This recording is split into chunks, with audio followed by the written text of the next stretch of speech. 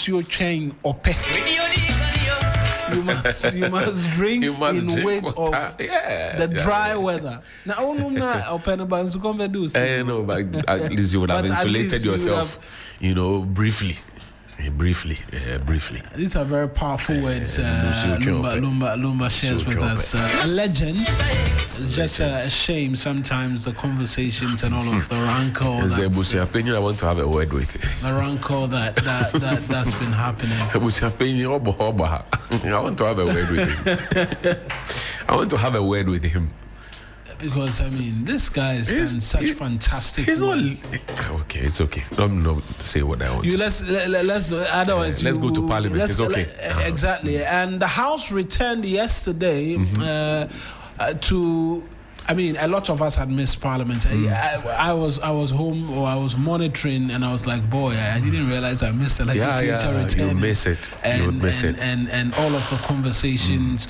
And it started off with the swearing in of the two new MPs, Salidu Seidu. And those of you on Facebook and on YouTube as well, you see Bernard Bediako Beidu and then Professor Alidu Seidu. You can watch the video on our stream as well. Yesterday, Professor Jampo had something to say about him that he used to be a student, and then he later became a colleague lecturer, and then it was under his leadership as the head of political science that Professor Jampo became a full professor. So he had very glowing. His students became his boss. Yes, and then he also uplifted him in the process. Such is life, huh? Very, very interesting. And they took their oath yesterday to become members of Parliament. Otherwise, they wouldn't have been recognized. Absolutely. And it was an emotional moment as well for different individuals, because he also signified that the colleagues they knew they started the 9th Parliament with. So he's replacing Comrade Murtala Mohammed, my good friend. May he rest in peace. May God grant him Jannah. It's painful. Very difficult. But the parliamentarians, they want annual leave. How long have they been at home for this recess? I want us to hold our horses and hear the speaker first. Okay. Speak to the matter as to what he wants to do or what he is pushing for. Right. And then perhaps we can start. So let's hear from Speaker Alban Bagman. We say recess. They recede from plenary session to engage in the other functions of the House outside plenary session. So they don't go, members of Parliament don't go on holidays or vacation. They recede to continue to do the work of Member of Parliament. I think it's something that we have to consider, because the Labour Act expects that you should also have some leave. Some leave is done all over the world. Members of Parliament have leave so that you can rest. Those of us who have sacrificed all these years, we know how our families have been destroyed, because you never have time for your family. You never have time for people dear to your heart, the people that you grew with, and sometimes they don't spare you. Please, let's think over it. Discuss with our neighbors outside the Parliament, and at least get a few days to have some breathing space, if not to rest, but to share love with your immediate family members. With this, Honorable Minority Leader, you may proceed to make your comment. Nomination of Chief Justice.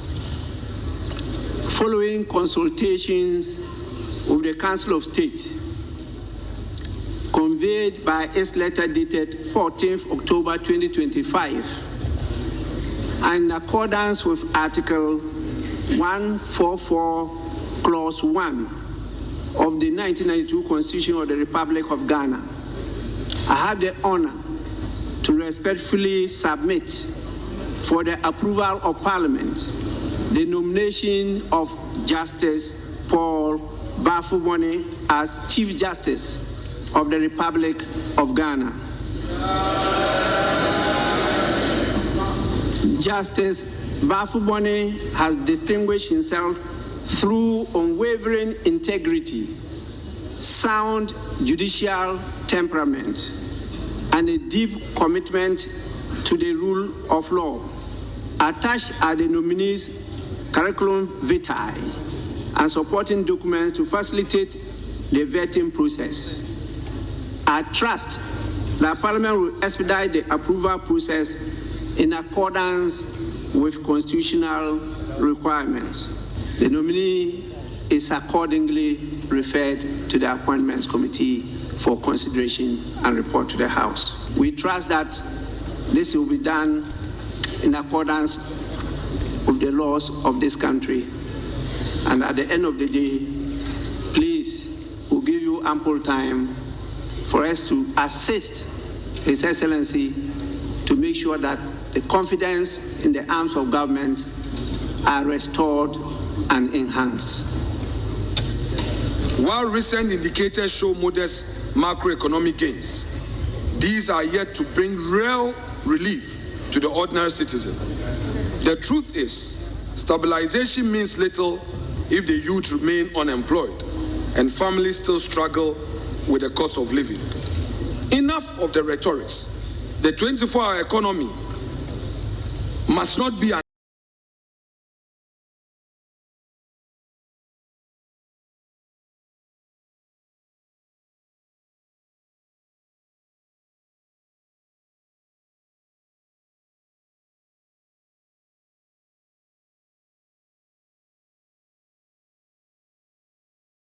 the Speaker of Parliament and as well the minority leader who yesterday Futu Member of Parliament, and he as well had a lot to say in relation to the return of the House, the removal of the Chief Justice, and whatnot. But perhaps you had wanted to get into the Chief Justice still lives in the Chief Justice's residence even after being removed. Okay.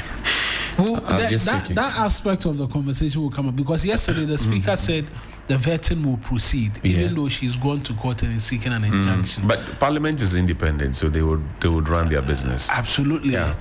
We've seen in the past their hand was held when that case went to the Supreme Court, and so it'll be interesting to know what happens in this instance. But let's start off first with the Speaker on because the judiciary cannot be without a leader. Yes, and I mean Ghanaians deserve a substantive Chief Justice. That's right. That's what the Constitution envisions and enacts for, and so it will be very important to have that happen.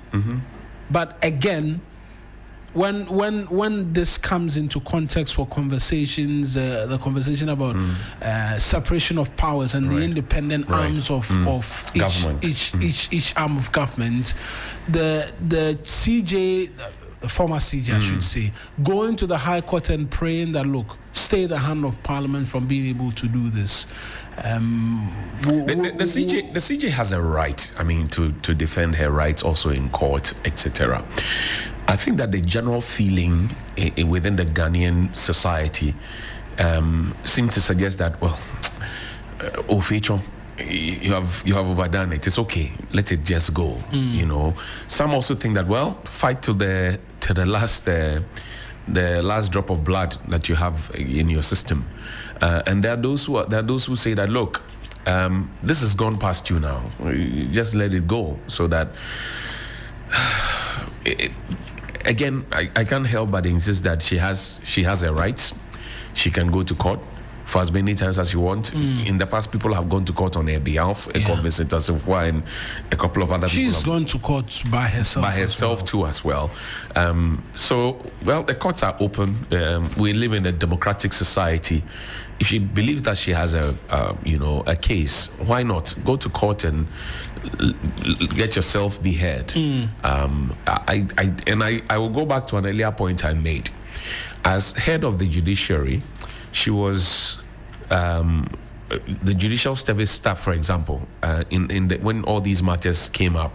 You saw our Christian mothers, you saw the Ghana Bar Association, you saw many other groupings come to the defense of the former Chief Justice, now removed Chief Justice.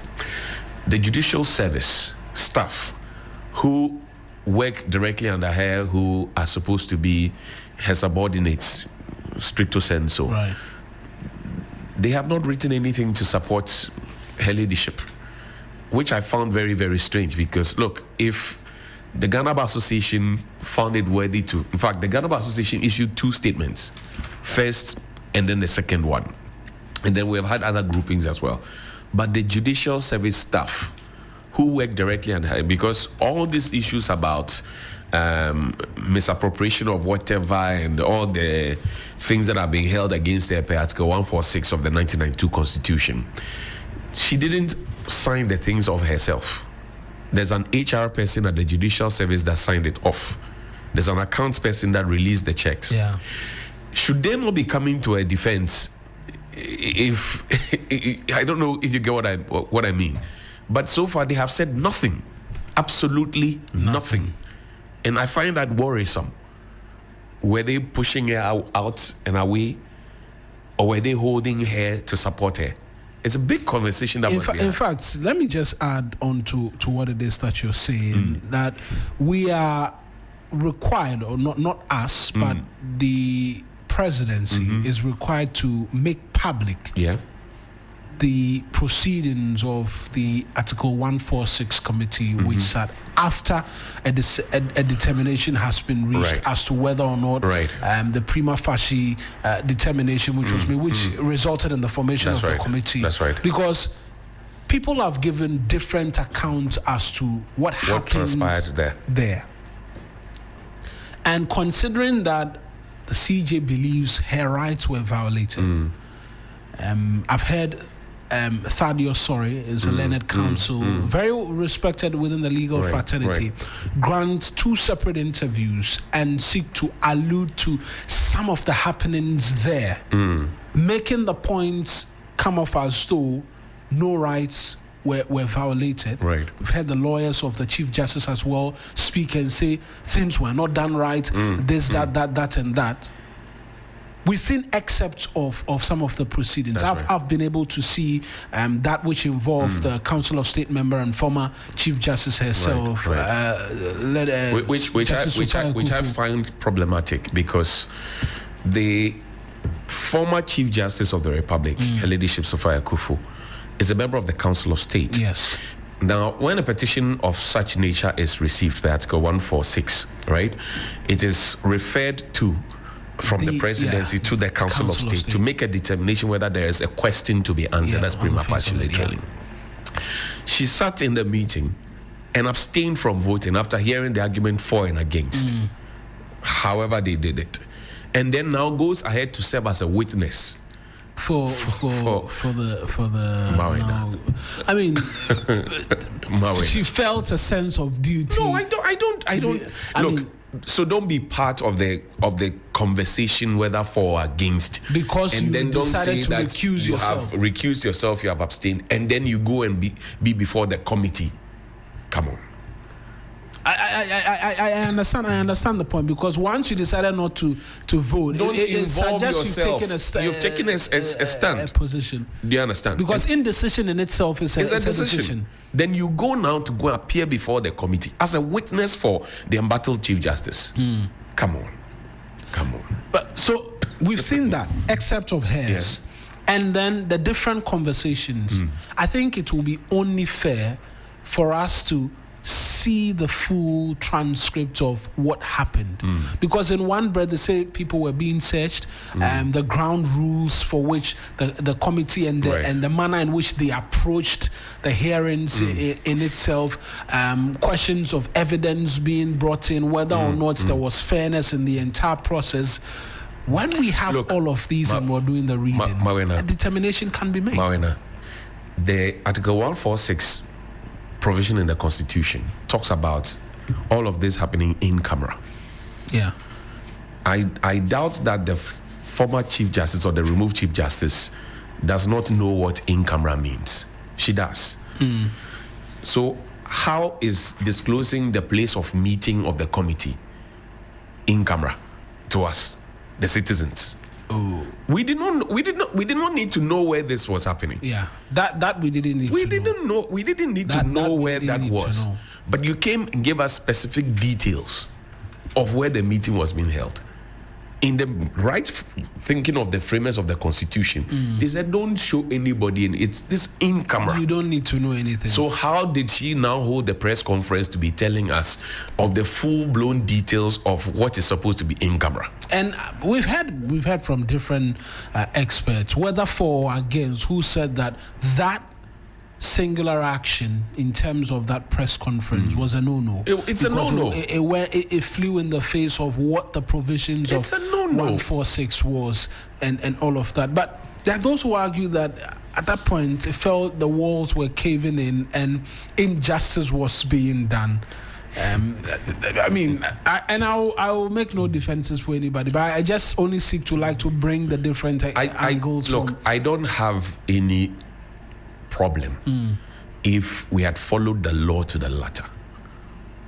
What happened, the press conference that happened, I look, and you saw people playing on the law is the law, thing that her leadership, said back in the day.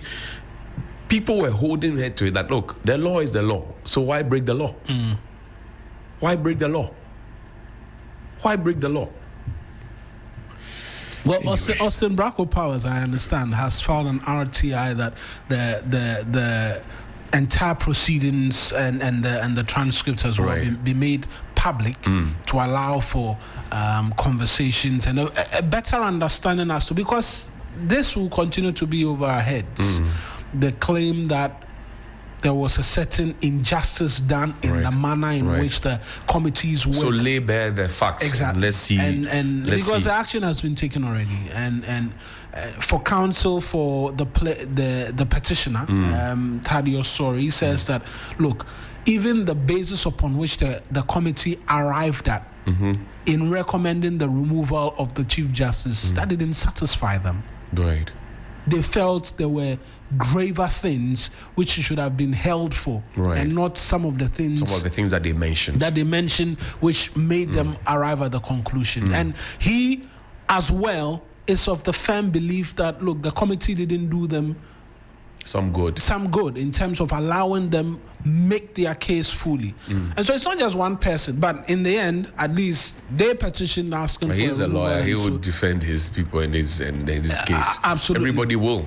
Absolutely. And so it will be good for us to know what transpired, and it's good that there's an RTI that's will we be breaking the in-camera clause in the law if we publish the report?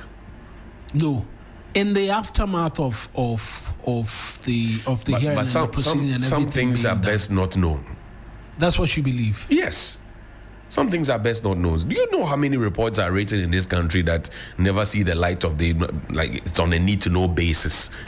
Well, considering the interest has peaked, because who generated the interest? I mean, this is a Chief Justice. Never before in our history has it gone through this path. There was actually a law professor who was telling us that these laws are just in the books. You're not supposed to be in. Charlie. I mean, so yes, there is that. There's that belief. There's because to an extent. If we were to go by the spirit and letter of the Constitution, we have a copy of the Constitution. That's today. Right. 1992 so Constitution is lying here. Those who are following us, there's a reason we picked it up, and we'll get into that. We'll get into that because the speaker mentioned the swearing, the vetting of the Chief Justice, the nominated acting right now. That's why we sort of ventured into that. There are those who argue that, look, if we are to follow the spirit and letter of the Constitution, we'll be removing the people left, right, and center. Yeah, but if they have done something wrong, and it flies in the face of the law, they should fall for it. How does anybody preach to us that there are certain laws in the books, but they are not supposed to be implemented? They are just there for what, the creative purposes? That I disagree, because it serves a purpose. Otherwise, the judiciary will then become. So Mawena and Johnny Hughes can do something and the law will deal with them, but some other people are not supposed to be dealt with by the law. What kind of Togo jeans, low budget Togo jeans? No. Let's get into the speaker's request for leave for members of parliament. He won't leave. The Speaker of Parliament, Alban Bagbin, and we heard him yesterday say that, look, members of parliament, they come when they're on recess, they go into the constituency, and then they are actively engaged in terms of work there as members of parliament as well. I disagree with him. Members of parliament, so are they not the ones who say they are just agents of change and legislators? Yeah. So when you are on recess, when you go to your village, what work are you doing? So they have to have time and... I'm not saying you should not have time to sit with your family. But who goes on a 3 months leave? Engage in who goes on a 3 months leave? That 3 months wasn't their fault. If the house was not ready, they can't come and but you have been at home for 3 months. You return the first day you come to work, you're asking for leave. It's a very great, you have been away for point, 3 months. The first day you turned up for work, you're asking for leave. That's very interesting, because it was the first day we turn up, and then some of the most important things you're asking for leave. The point he raises. He asks that, look, we have to consider leave for members of parliament. We have 12 months in a year. You have chopped off 3. It's left with 9. They'll go for recess. You go for another recess, and the first day you turn up after 3 months is to ask for a new leave. Oh, come on. When they are on leave, they get paid. Don't they get paid? When they're on recess, yeah. They get paid. They get paid. Now, I'm saying that in this country, even the President of the Republic is not entitled to 3 months leave. Even the President of the Republic, number one gentleman, is not entitled to 3 months leave. I have nothing against parliamentarians, but I sometimes think that, you remember that we kept talking about insecurity in this country for a very, very long time. Yeah.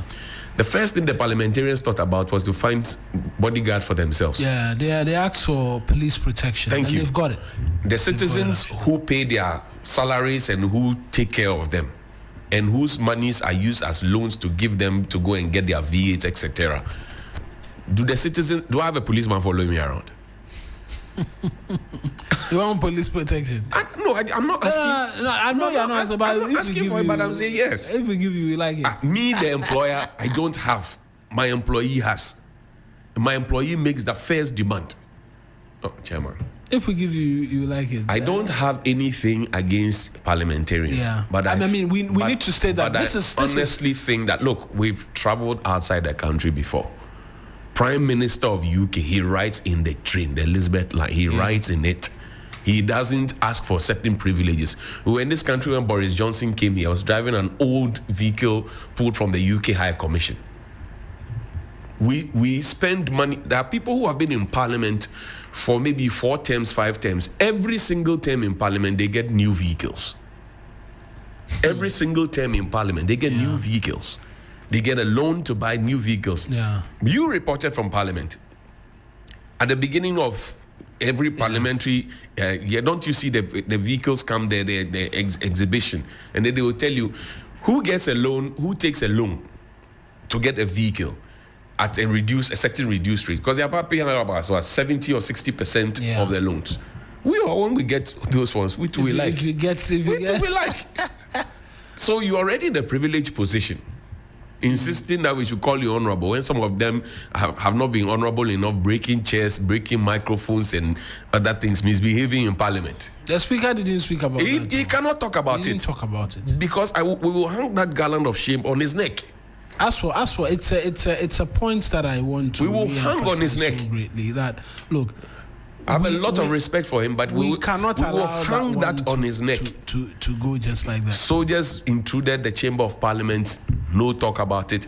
People have broken tables and what have you. No talk about it. Look. Let's do the counts. But I want to as well take on this particular issue, and there's a specific reason why I went to carry the Constitution and hoping to make meaning of what constitutes parliamentary work because of the recess. And so from Articles 93 up until somewhere 124, it speaks to Parliament, who qualifies to be a member of Parliament, the speakership, the parliamentary service, contempt of Parliament, amongst many other things. Right. It pretty much details what MPs are required to do. Yeah. Bills, being on committees, vetting, amongst many other things as well, overseeing the public purse, approving budget, amongst many other things. That's now, right. the bits I want to just highlight on and say that perhaps they don't need they don't need leave. No, they don't is need the leave. 117, where the Constitution says that, look, the only time you cannot arrest a member of Parliament it's when he's on his way to Parliament. It's when he's on his way to Parliament. Or from Parliament. Yeah. And the provision says criminal or civil or criminal process coming from any court or place out of Parliament shall not be served on or executed in relation to the Speaker or a member of blah, blah, blah, while he is on his way to, attending at, or returning from any proceedings of Parliament. I deduce this to mean that is the only time this book, which governs all of us, recognizes when a member of Parliament is working. Yeah. So the Speaker's definition of going into, and we have friends who are members of Parliament, does not constitute work. And so all that, when they are on recess and there is work to be done in the committee, that's right, they come and they do it, and that is parliamentary business. That's right. When they leave and they go back to the constituency, that is grassroots mobilization. You are not legislating. Strengthening your base to win the next election. Absolutely. Look, Mawena. And you have the MP's Common Fund to oversee its implementation, amongst many other things. Who goes to work at 2 p.m.? The time you are bringing the time into the conversation. What time did we get to work? Who goes to work at 2 p.m.?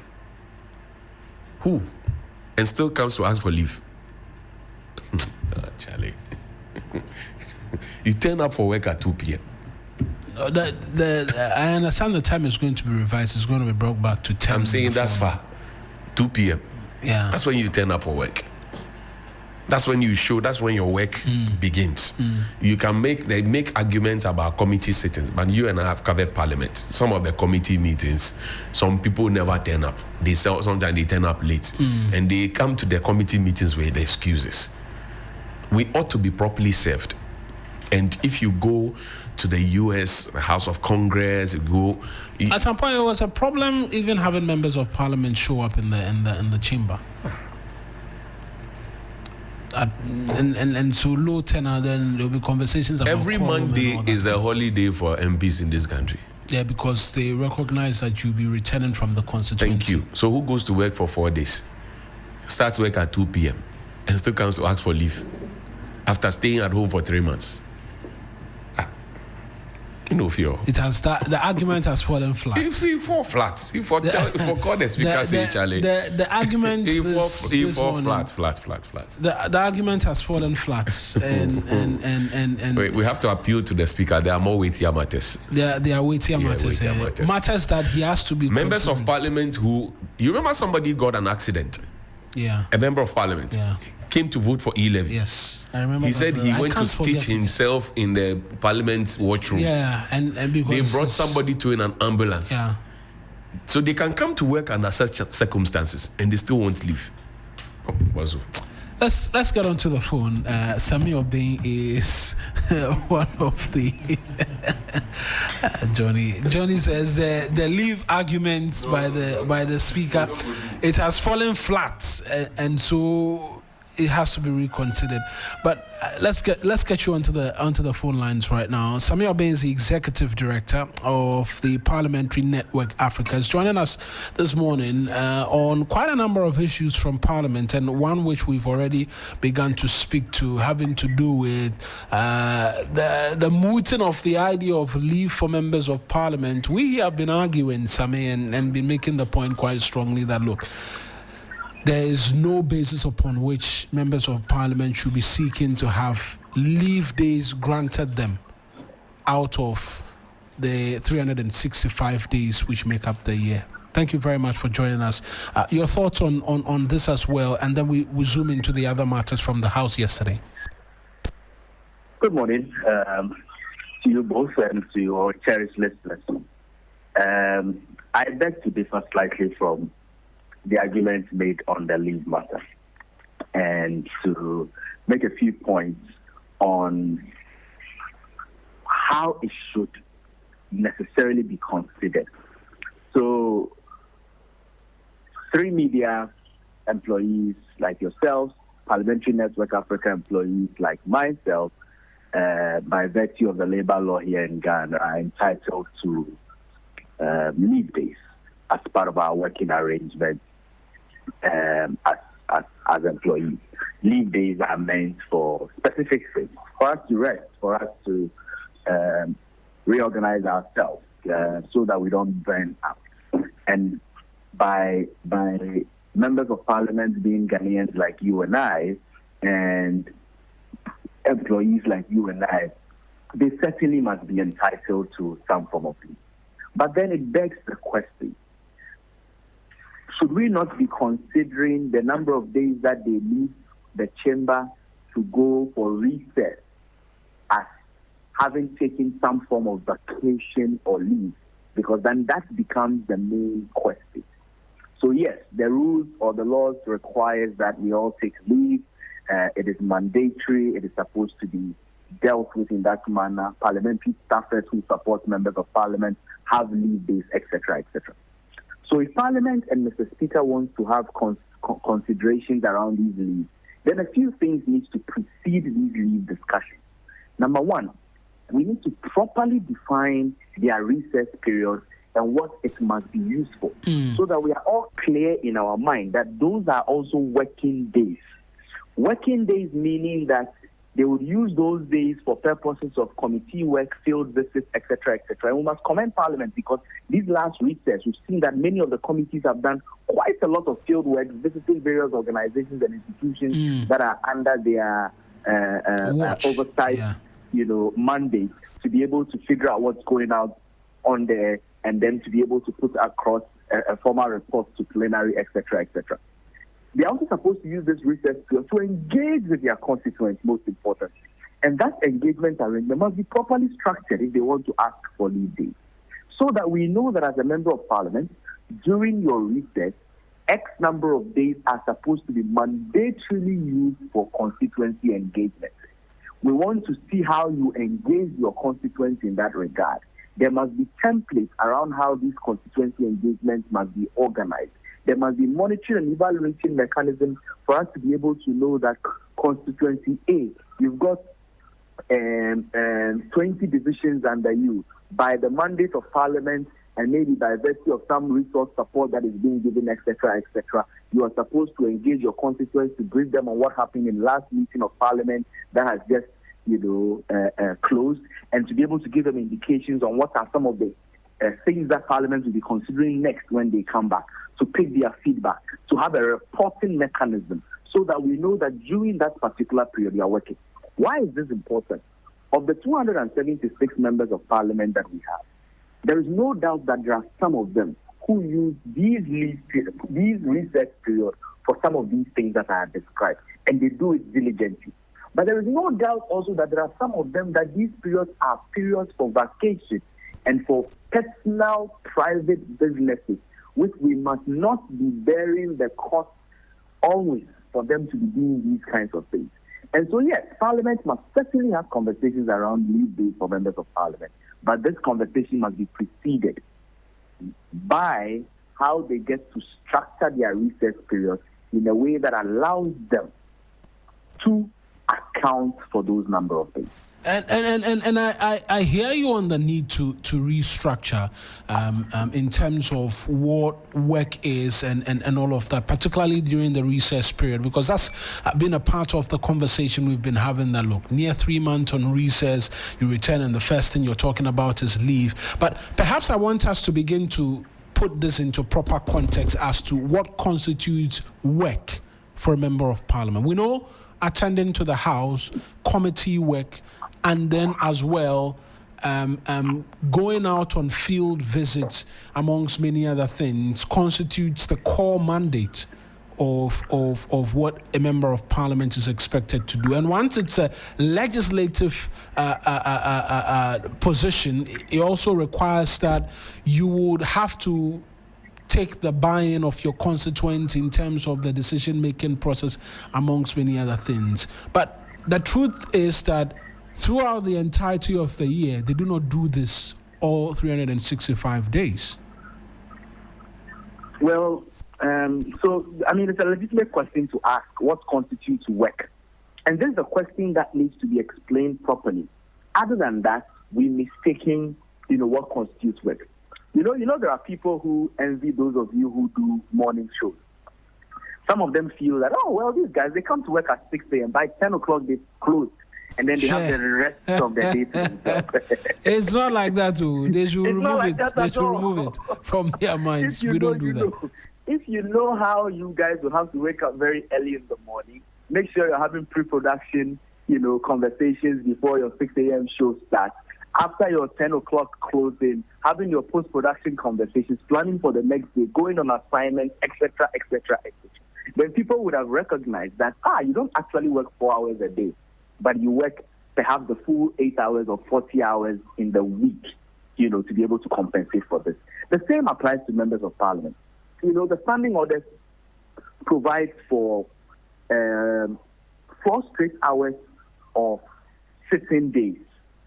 Sessions, sittings, when it comes to days when Parliament is sitting. So in the past standing orders, when Parliament was supposed to sit at 10 a.m., the standing order says that they sit from 10 a.m. to 2 o'clock in the afternoon. Of course, we know that conversation is even coming back to sit at 10 or to sit at 2, etc., etc. So 4 hours. During this period, Parliament work entails what you do in the chamber, what you do at committee in the various committee rooms, the various courtesy calls, the various engagements, what you do in your offices, as members of parliament. So from Tuesdays to Fridays, members of parliament are expected, when parliament is sitting in ordinary times, to be in parliament and to work the minimum 8 hours, either in their offices, in their committees, in the chamber, etc., etc. 8 hours? On Monday. 8 hours, because initially it was 10 to 4. All of us are supposed to do our standard 8 hours in a day, right? And so if the chamber work takes 4 hours, that's why I preluded this with your example as media person. The number of days we see you on air, the number of hours we see you on air, it's not just the number of hours you are working. The number of hours we see members of parliament in chamber does not constitute just the number of hours that they work. There are a lot of administrative work that gets done, in their respective offices, absolutely, etc. So Tuesday to Friday, they're supposed to be in Parliament House and to work a standard minimum 8 hours, just like all of us, right? Now, they would usually leave on Fridays to their respective constituencies. That's the assumption. And so, be involved in weekend activities within their respective constituencies. And that's why Parliament ordinarily does not sit on Mondays, because the expectation is that by completing the weekend activities, they would use Monday to wrap up there and commute back to Accra so they can start their sitting days on a Tuesday. So many have argued that the member of parliament's work is usually a 7 days a week kind of thing. And that is why there must be conversations around, work-life balance, around their health, physical and mental health related matters, etc., etc. And of course, this is a conversation that is not just a Ghana conversation. In fact, in other countries where we work, there are conversations because there are even deeper conversations because members of parliament are actually dying, from all manner of stress-related complications and illnesses. And that is why it is in their own interest to properly structure their work. During HR training and workshops, I'm sure some of your listeners may have seen a very popular HR video that gets used. It's about a group of people who are packing items from the ground onto a truck, right? And you have many of them move, they'll pick the item, put it on the truck. And there is this one guy who would go to the item, pretend as if he's picking, then he moves back to the truck, pretend as if he's loading, then goes back, pretend as if he's working. So throughout the entire time, he never packs anything onto the truck, but keeps pretending as if he's working. Right? And if we do not take care, there would be people like that within Parliament who the assumption will be that they are working but are doing nothing, and rather putting unnecessary stress on the many, many members of Parliament who are doing some amazing work. And so the work of a member of Parliament entails what happens in chamber, what happens in committee rooms, what happens even including on television and radio, because many of them usually will have to come for some of these engagements, which is part of the work that they do. It also entails some of the invitations that they've got to honor to attend meetings that those of us in civil society and other organizations organize and want them in. It includes the work they do in their constituencies, how they service members of their constituencies, while they are there, etc., etc.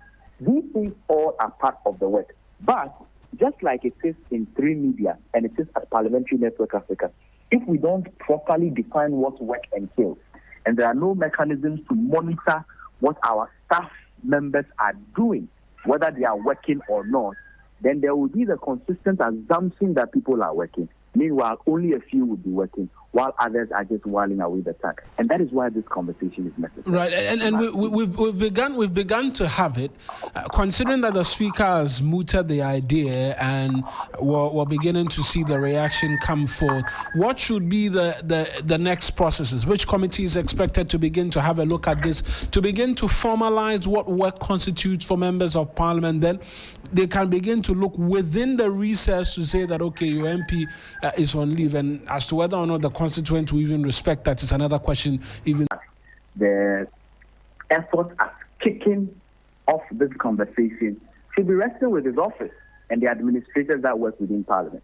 There is a House Committee of Parliament which is responsible for members' welfare and related matters. There is a Parliamentary Service which has hundreds of members of staff, including a full-fledged administration department, a full-fledged HR department. There's a Parliamentary Service Act which speaks to how staffers of Parliament need to be dealt with and all of that. And so these are arrangements that already exist even for members of staff who work with members of Parliament. And these members of staff, by the nature of their work, whenever Parliament is sitting, are also there. They are the ones servicing the committee secretariats. They are the ones servicing them at chamber, etc., etc. And of course, when it's recess time, they also do not go on perpetual holidays because it's recess. They take their regular leave during that particular period, get involved in other work that needs to be done, etc. So the House Committee of Parliament, the leadership of Parliament, the whips, who are the class prefects, so to speak, of these members of Parliament, the Parliamentary Service, the HR department of Parliament, etc., must have these multi-departmental conversations around this subject matter with the members of Parliament heavily involved. And with it being transparent enough for us to know what to expect of our members of Parliament, so that I know that if my MP is supposed to be on leave, this is the process for which he's supposed to ask for time on leave. Then we also know how we are able to manage it so that people don't go disturbing their members of Parliament while on leave. Because it's in the interest of these MPs themselves. Right. Sometimes people think that MPs must be working 24 hours a day, 7 days in a week. So anytime I call on my MP, he must be willing to deal with me and the matters that relate to it. It's because that's the impression we've given to them. And until we are able to make these things properly structured, we may not be able to have the kinds of results that we are looking at. So all the systems and structures are already in place in Parliament for them to go about this process. The only thing that is left is that they must be transparent about it and must be informing the public about it every step of the way. And they must take the bull by the horn. Absolutely. Let's just switch lanes quickly on a number of things the House is expected to do outside of the leave conversation. We're expecting the anti-LGBTQ plus bill to make a return. Yesterday it was supposed to have been tabled. I just have to check appropriately again whether or not that made its way to the floor of the House. Considering the challenges the House had to go through in the 8th Parliament over this bill alone, from the memoranda that made its way into the legislature to Parliament's hand being stayed in terms of whether or not it could transmit the bill, what would you advise? Well, many people know my position on these number of bills that His Excellency the former president refused to accent to. And many people know that we have expressed here at Parliamentary Network Africa that the former president was wrong, and Parliament also failed to take advantage of the opportunity to point to the former president what really the law says so far as these things are concerned. And all of us as various stakeholders also refused to test the constitutional arrangement on this matter. And that's why we are where we are, right? However, it's a new parliament, and parliament generally are clothed with the responsibility to legislate. And so if you have on the order paper of Parliament the indication that says that Parliament is likely to consider a bill, which includes one that they failed in their last attempt on, that is standard practice. It doesn't always mean that the day that these things are advertised becomes the day that they get actually done. The order paper usually, or the order paper or the what they call the business statement, which gives an indication of what Parliament is likely to do in a particular week, is meant as an indicative document to point us to what and what to expect, so that those of us also who have interest in these things can plan ahead of time for it. So I really do not think that because it found its way on the business statement and on the first day of Parliament coming back, it has not been necessarily tabled. Is anything suicidal. However, when Parliament is to deal with this particular matter, Parliament is to deal with it with the understanding that there are many, many interests around these things. There must be active citizens' participation on this matter. Fortunately, for some of these, for this bill, or some of the others that the president also did not assent to, there was extensive work that was done by Parliament around these matters before the last Parliament actually had its tenure ending. And usually in parliamentary practice, all of these previous work would have already been factored into. All of these previous work would have already been factored into the work that the new Parliament will do to make sure that the length of time that it takes to consider these bills are not as long as what it took for the previous ones to be done. So for us as watchers, we can only be watching, we can only be participating when opportunity is given for us to participate. For Parliament also, their rules are very clear about how they deal with these matters, and we expect that they will go ahead to do just that. Right then, Sammy, thank you very much for joining us this morning here on the 3FM Sunrise.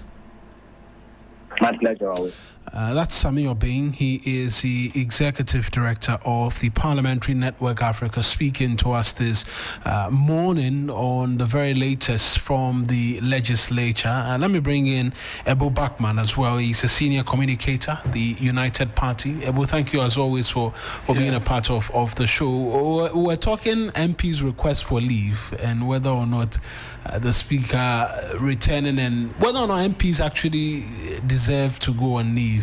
Let me rephrase. If I say deserve, then I'll be seeking to suggest they do not deserve. But the conversation has come up that we need to begin to look to giving our members of Parliament some time off while they are in office, because it appears the work is draining and is all year round and engaging all throughout.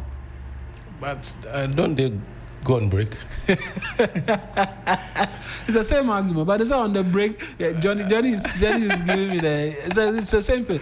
But the explanation from the watchers of Parliament, which Sammy Obeng is one of such individuals, he was seeking to tell us is that, look, even on break, committee work's coming. Even on the last break they were on, a number of the committees, Public Account Committee, Local Government Committee, Energy Committee, I know was visiting installations to get access. So all of that constitutes work. And so within that framework, we need to have a conversation as to how we can find time for them and say that within period A to this point, they will not do anything. They are off. And they will not do anything. They can rest, and they can rest as well. I mean, let's face it. I mean, if they have that long period of break, even when they work during some of the days on the break. Are you saying that if they go on leave, parliamentary work should come to a halt, even at the committee level? Is that what you're saying?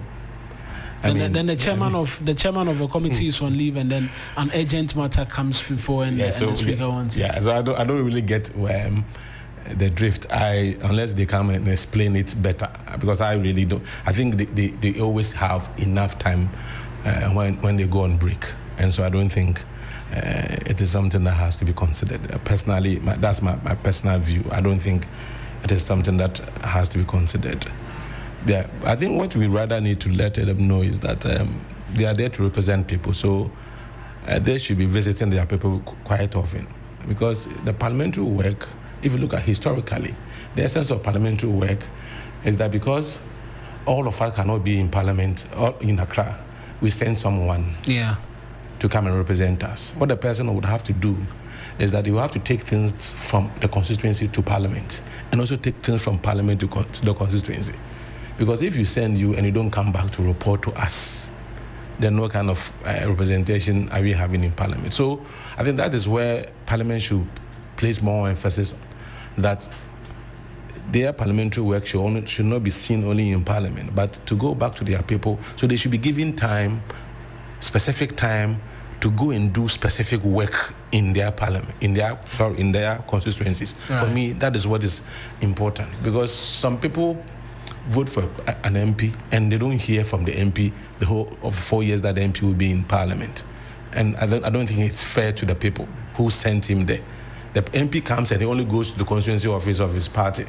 Are you getting it? He doesn't even engage the people as to the happenings in parliament and all that. So yes, if there's something that they need to look at as a body, it should be specifically, we are giving you this month, go to your constituency. These are the issues that we've deliberated upon in the House. Send these issues to your people. Let them understand and get their inputs and bring them back to parliament. If you do that, I think we will be able to polish, navigate the work of Parliament a bit better. I'll pause you here and then we'll go for these rounds of commercials. When we return, we get into the conversation on the former president meeting the flag bearer hopefuls of the NPP. That's one of the many things. And then we'll still stay in Parliament because we know that the former CJ has gone to the High Court seeking a judicial review of the work done by the Article 146 committee. The Speaker yesterday said, look, the appointment, the nomination of the new CJ, the vetting will proceed. What does this mean for her action in court as well is one thing that we'll get some legal perspective on as we proceed. But let's go for these quick spots of commercials. When we return, we get a bit more into the conversations.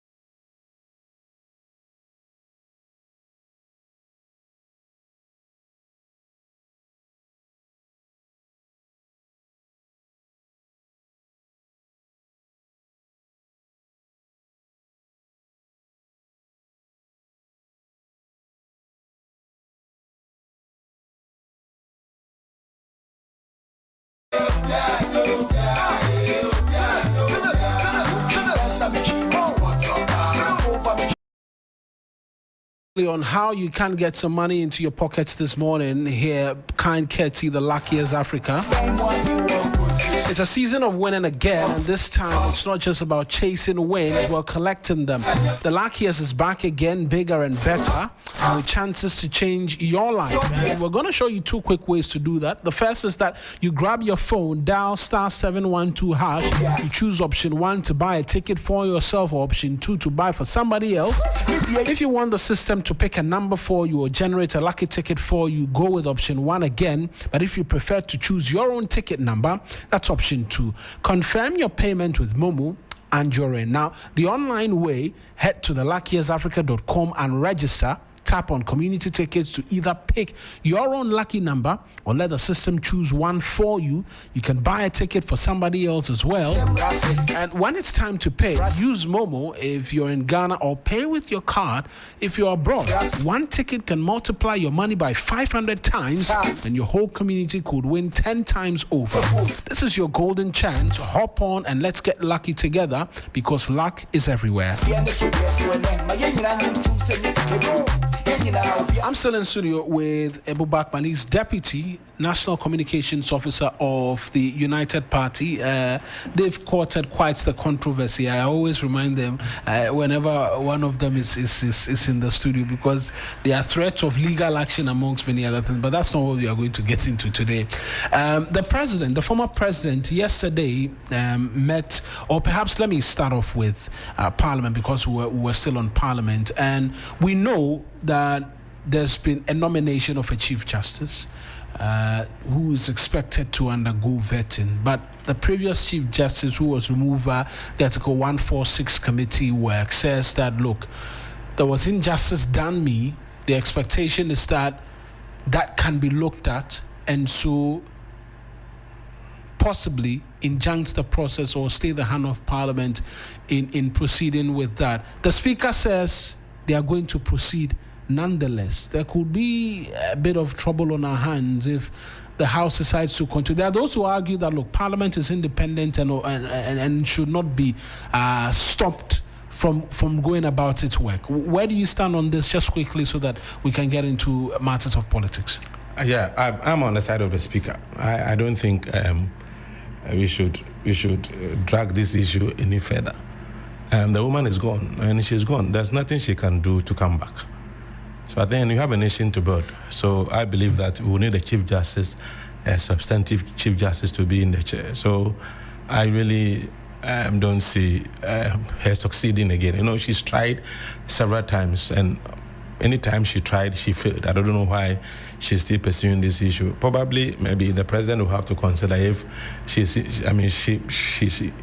chasing entitlement. I mean, if the president could... But the entitlements, we were told there was someone who was supposed to have been having a conversation until the press conference came, which sort of marred the negotiations and all of that. I know. And so possibly it cannot be entitlement that she's after. She believes she should not have been removed, and she needs to be, in a position. She has to accept the fact that she's gone.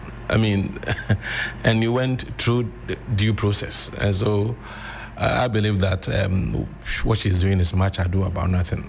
I'm being very honest with you. I mean, maybe she just wants to, frustrate maybe the executive, and also affect the things happening in the judiciary. But I think once she's gone, she's gone. I mean, I'm on the side of the Speaker. They should proceed with the vetting and give us a very solid, substantive Chief Justice, Mr. Baffoman, who should have been Chief Justice long ago if we were very sincere people. And so You say Justice Baffoman should have been Chief Justice long ago. I mean, ahead of Tokodu. And I mean, so yes, I can't wait for the vetting so that he becomes the substantive Chief Justice.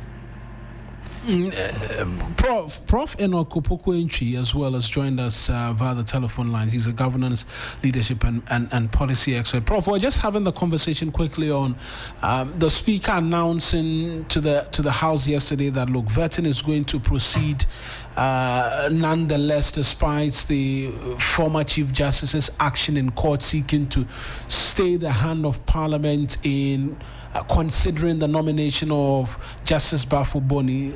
Ebo says, look, I support the Speaker wholeheartedly. Do you support him as well in deciding to go ahead when there's an injunction pending? Yes, good morning and greetings to your listeners everywhere in the world. I agree with the Speaker 100%. He's doing his job, and the President has done the right thing by going through the approval of the Council of State to bring him to the floor of Parliament. Now, the committee is going to sit down and assess his validity and his competency for the position that he's been nominated for. And I know that definitely they are going to approve him to become the substantive Chief Justice. So yes, the Speaker has done his job, and rightly so, because the appeal by the former Chief Justice was dead on arrival. If you look at our Constitution, when the President makes a determination going through all the constructs of the law, then appealing that position wouldn't change anything. But what if the Speaker is deciding to proceed because the House has not been formally set? Because between now and when the appointment committee could sit, the CJ could go to the court and say, look, the harm which I believe will be caused me if this action were to proceed, the legislature is seeking to go ahead with it, hence give me the injunction so that I go and serve it on them. Then that could mean that Parliament's hand will be stayed. But because he's not been served, he's deciding to go ahead. Well, your question has a lot of big English in there, but the simple answer is that what does Tokono want? What I told her she wants?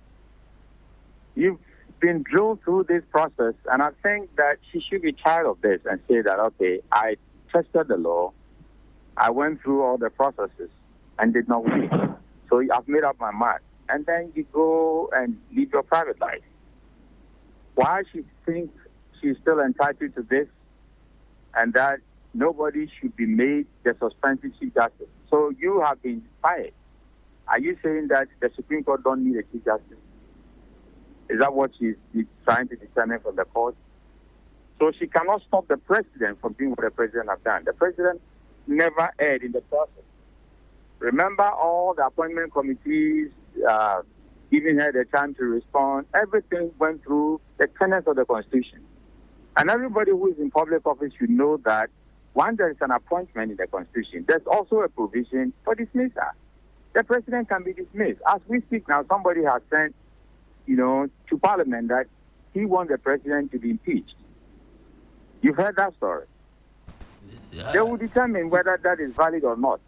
The Speaker himself can be taken out of office. So all these provisions have been made in the Constitution. And if the provisions have been followed and the former Chief Justice have been fired, and are we saying that we shouldn't have a new one? So I don't even understand this process that we are talking about. She has been fired. That is the word. So we need a new Chief Justice. And the process has started. Now the Chief Justice, Bafo-Boni, has been introduced to Parliament. The Speaker has no choice but to refer him to the appointment committee for vetting. And then the appointment committee will vote whether he qualifies to be the Chief Justice or not. Once they determine that he can be the substantive, he is sworn in, and we have a Chief Justice. Considering the minority's position, because yesterday we heard the leader raise questions about the removal of the Chief Justice and their disagreements with it, would we see that bipartisan nature of the appointment committee when it does so happen that they sit to consider the nomination of Justice Paul Bafo-Boni? I think that the minority will always have a say, but we also say that majority carry the vote. So in the appointment committee, it's not just NDC people alone. We have NPP people also in the appointment committee. They are going to sit and make a determination. They will question him. They will ask about his opinion on all that has happened in the Tokono era. But you can tell that Tokono's era has been very porous. And if you create that kind of toxic work environment, there's no way that any leader will let you go back to the same toxic environment that he created. Imagine that Tokono was set free and come back to the same Supreme Court to chair. She was saying that she wouldn't receive fairness. She has sent even a colleague to court. Do you think that his other colleagues, now 21 of them, justices at the Supreme Court, will be able to work with her? The answer is no. So even the toxicity of what she has created there do not qualify her to come back. Now we leave this to the committee, the appointment committee. Once they vet him and then they vote, if majority says yes, he should be the substantive chief justice, we don't have any option but to swear him in to become our substantive chief justice. Right. Let me bring in Mr. Bachman as well on the subject matter, just briefly as to what the composition of that appointment committee could be like, considering the minority's opposition to the removal of the CJ and the speaker saying that, look, I'm going to bring this individual before you and you have no other option than to carry out your parliamentary duties. I think the minority should be part of the process. I mean, they are supposed to be part of the process. That is why they are there. They are there and they are paid from taxpayers' money to be there. And so I expect them to be there. And if they are not there, the majority should go on with the vetting. It should go on with the vetting. Yeah. Right. Let's move away from this. This was just a short one with respect to the happenings from Parliament. But yesterday, the spokesperson for the office of the former president, Fatima Abubakar, issued a statement saying that the former president had met all 5 aspirants of the opposition New Patriotic Party as an attempt to urge unity and that the issue should be based on the campaigns and the likes. A bit late in the day, the horses have bolted out of the stables before seeking to close shop, amongst many other things, considering how the campaign has gone. Let me start off with you, Ebo, before I go to Prof on the phone lines. Obviously, this is a panic reaction. Panic in what sense? Panic reaction.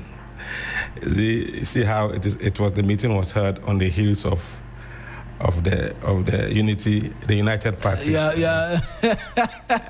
You found a way to the Unity Party has actually it's a. You have it. You have this on good way. It's a panic reaction.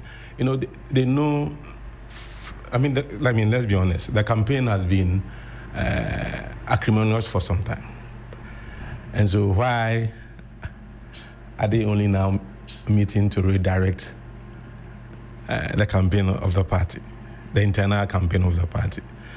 It's because they know the effects of what they are doing, and that if they continue to do what they are doing, with the coming in of United Party, we are going to be the consequential beneficiaries of their own doings in the party. So they want to be careful with the way they approach this, because some of them and some of their supporters have openly come out to say that if things don't go our way, then United Party is the way to go. And so that is scaring them, and that is why the president will have to meet them to, as it were, redirect them, that do things right, so that we don't stand to lose if after the January 31st, things don't go the way some people expected. So fine. I mean, it's good they are doing that, because if you look at what is happening in the party, honestly, those of us who were in the party and from the very beginning who were with the party since 1992, if you look at the happenings in the party now, and then you compare it to the time we started the party in 1992, even up to the time President Akufo-Addo was the leader of the party, you could see there has been a sharp, if you like, a difference in terms of the values and the principles that underpin the formation of the party. I mean, look at the kind of insults, the kind of words that are being used against each other on the campaign. I mean, we've had campaigns, internal campaigns in this country, but the kind of, campaign going on is quite worrying. And so it is important they bring the people to order so that they can have a very clean campaign from the word go, the whole thing has been schemed and skewed in favor of one person, Dr. Bawumia. And the process itself, the fact that they are doing early presidential primary is because Dr. Bawumia had earlier said that he would want that to be done.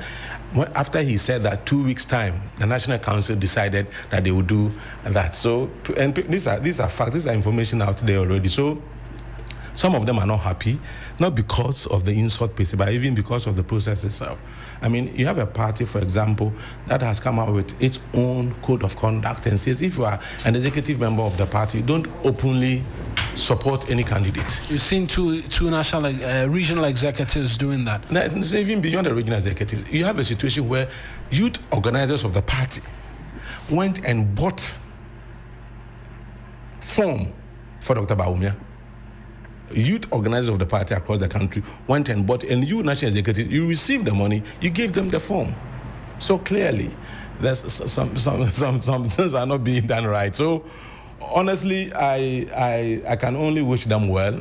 We are there. We are going to be very serious competitors in this game, and so I wish them well. I see, as I said, this is a panic reaction. But if they're able to come out clean, I think it will go a long way to help the party. But if people still feel aggrieved that things have not been done right, we are there. We'll be welcoming them. After all, this is the NPP deviated from its original tradition, which is the UP tradition. Because if you look at the history, UP tradition started with 7 political parties. But the current NPP, if you listen to them, they say their tradition is Dankwa Dombo Buzia tradition. It is no more the original UP tradition, because the original UP tradition, you had airways and guns in there. But if you look at the tradition now, on which the party is based, it is Dombo, Dankwa, Buzi, only 3 gates. And if you listen to them carefully, the argument they are making is that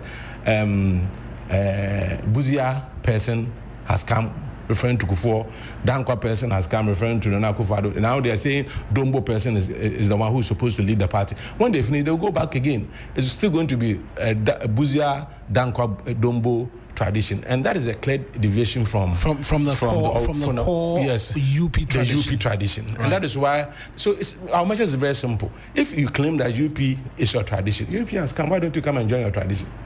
So you are hoping things will not go as bright for them as possible, so that they will end up coming. Oh no, I can only wish them well. But if they misconduct themselves, and it happens that people will have to come and join us, we will welcome them. Right. We will never wish them ill. But if they're not able to properly conduct themselves, and after their primary, people feel aggrieved and they want to join the United Party, they will be most welcome, because then they will be coming home to the original UP with the kind of values and principles that underpin the formation of the party. Let me go to Prof on the phone lines as well. Prof, we're seeing the former president coming. For many, for quite a while since the party lost the elections, it has been evident that there's a lack of leadership somewhere. Reason why even the campaigns have degenerated in the manner that they have. We're seeing persons breach rules set up by the national executives of the party in openly campaigning, amongst many other things. How important is it that the president, the former president, is beginning to step in to try and stem the tide in terms of the acrimony which has been witnessed in the party over the last few weeks and months?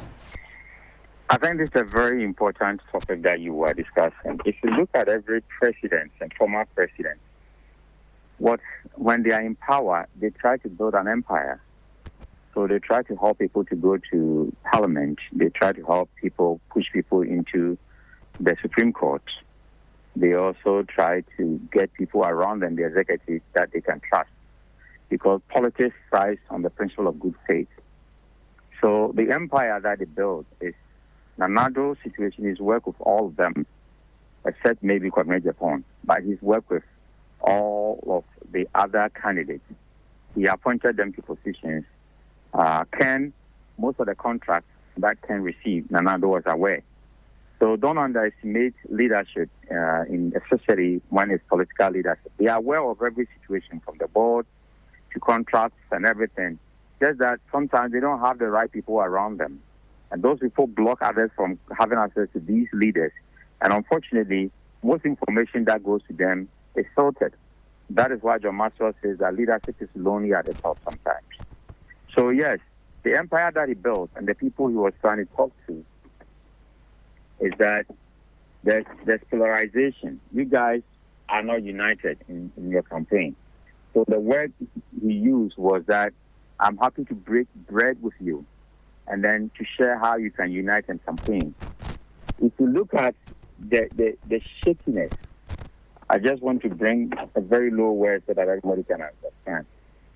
The UP tradition, the name that Alan has taken, has shaken the foundation of NPP.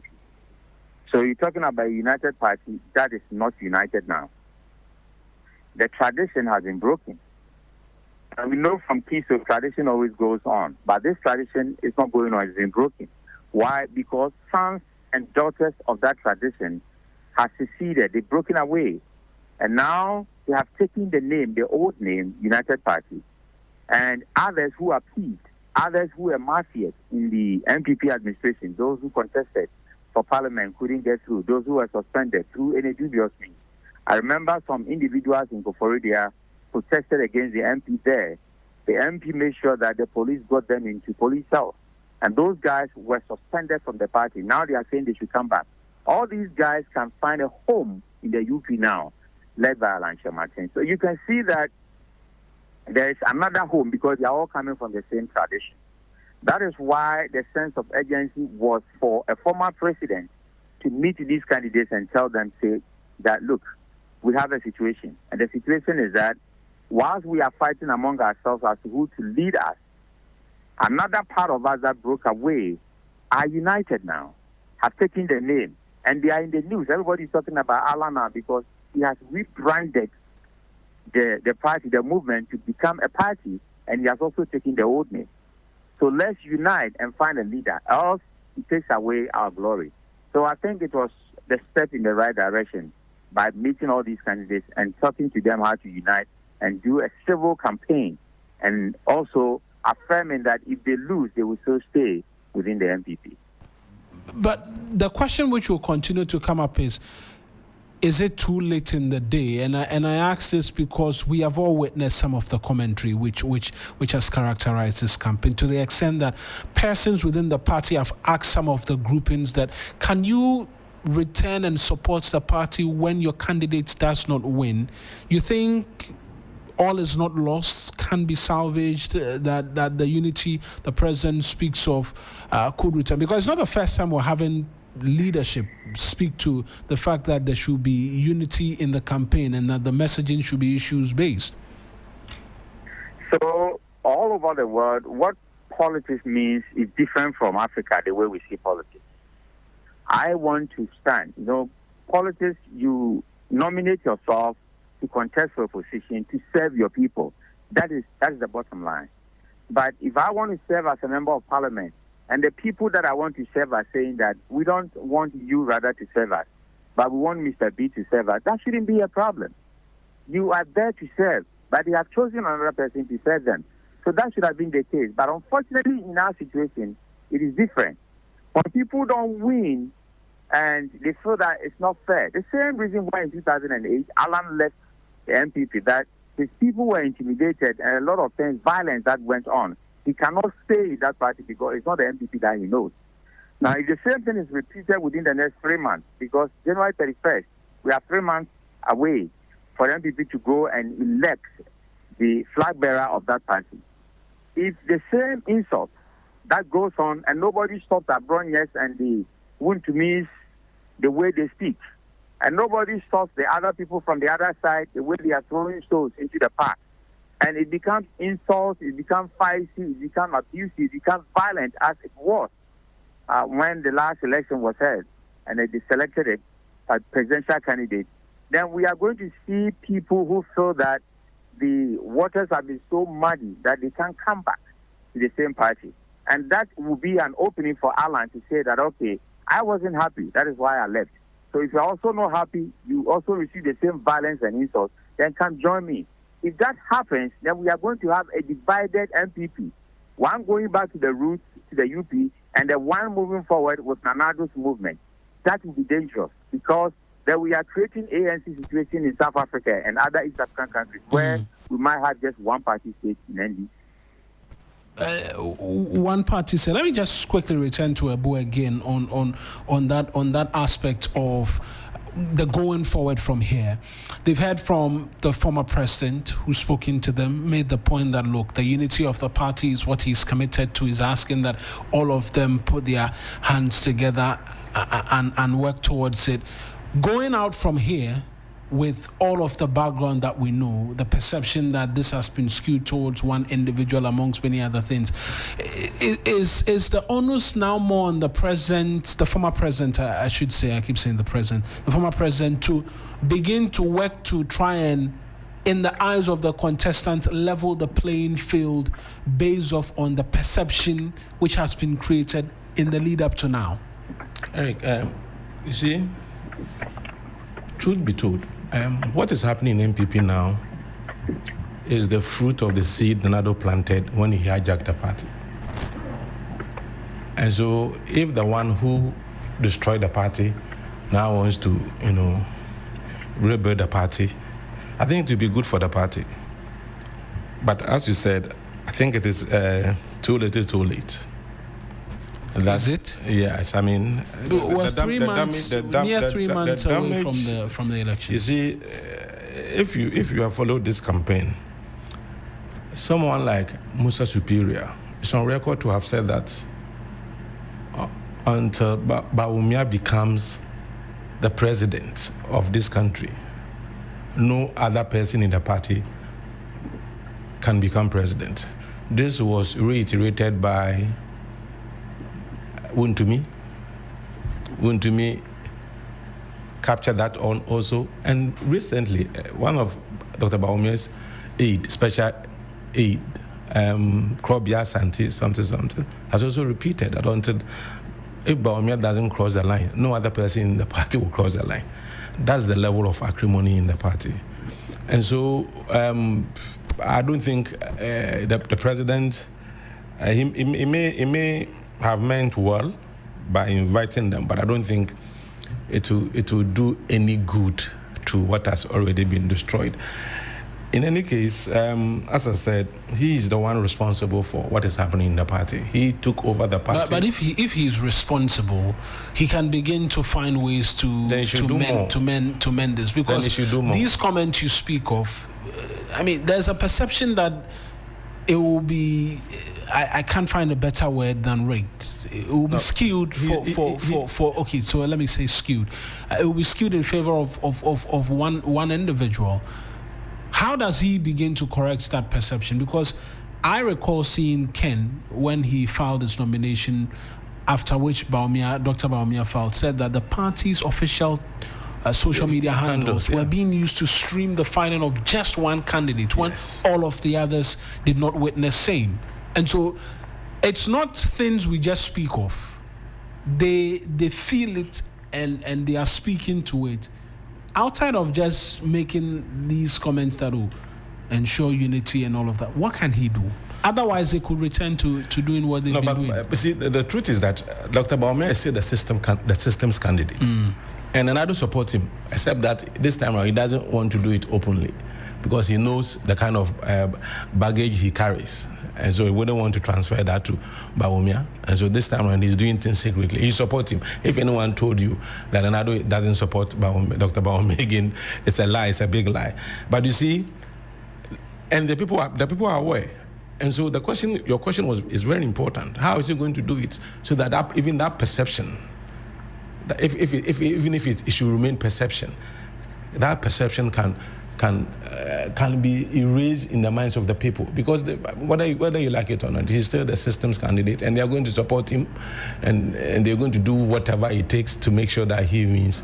So I really don't think just meeting them to tell them they should campaign on merit, integrity, and service, and not be attacking each other will be the solution to the problem that has been the party since this this campaign started. There's more to the issues than just having a meeting with them, because if you listen to them individually, because some of them are our friends, we talk to them a lot, and if you listen to the things they say, I fear for the party. I've said that if they don't take care, the party cannot be recognized beyond 31st January 2026. Because are you sure about that? I'm very sure about it. I'm very, very much sure about it, because of some of the things we hear behind the scenes. Because, as I said, we are still friends with those people in the party. We were there before we left, and so we keep, engaging.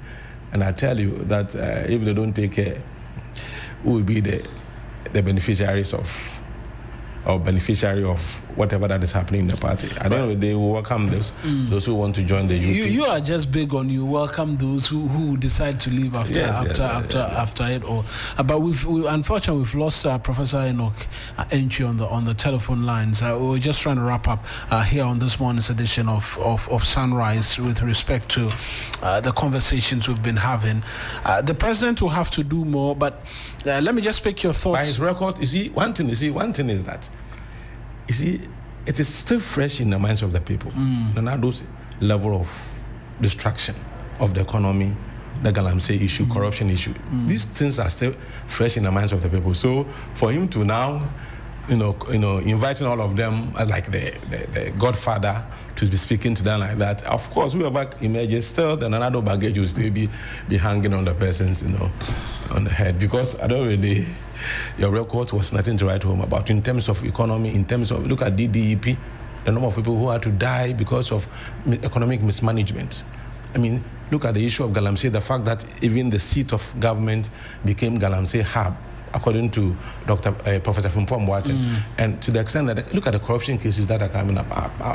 I'm told today, Attorney General will give us the Rumble in the Jungle version of his media engagement. So I'm saying that the man's record, if he doesn't disconnect or dissociate from those contestants, and he still wants to be the godfather over them, I'm telling you, what he's doing is that he'll be remembering Ghanaians that this NPP does not deserve to be given any chance again, at least 20 years or more, given the fact that when they had the 8 years, I mean, you see, what struck me was the Auditor General's report. Right. From 2018 to 2024. We've seen it's been skyrocketing. The recoverables and the administrative irregularities were over 81 billion Ghana cedis. Yeah.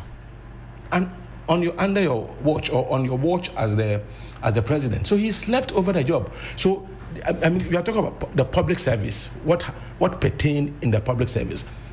Look at the issues that have come up through YOCO, the NIB, and the OSP's office and all that.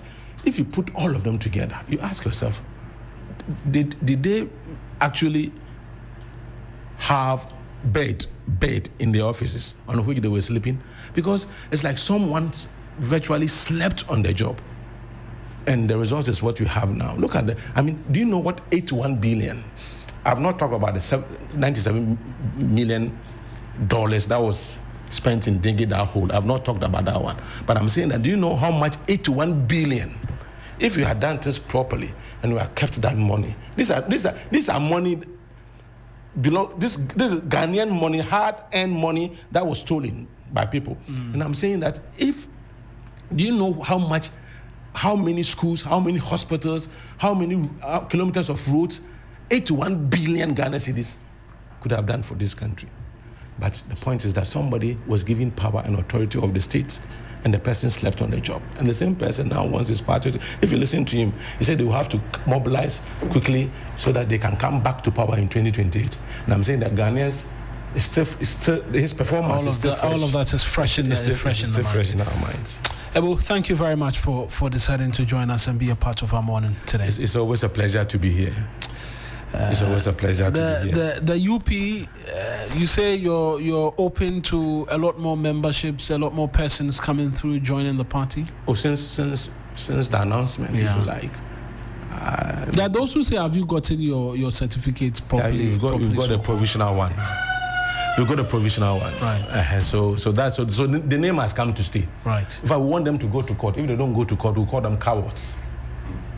We want them to go to court and fight over the name. Right. If they so believe that truly they are UP tradition.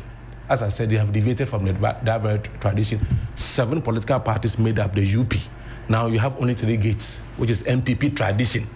So we have come. They should just come home to UP.